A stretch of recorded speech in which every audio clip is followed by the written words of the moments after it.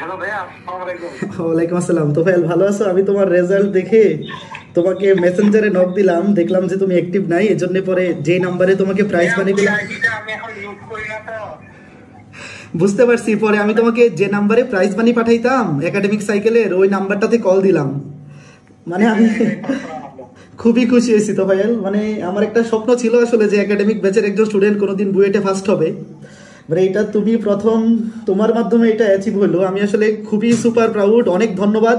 মানে অভিনন্দন না দিয়ে আমি আসলে তোমাকে ধন্যবাদ দিতে চাই যে তোমার স্বপ্নের সাথে আমার স্বপ্নটা আসলে পূরণ হয়েছে।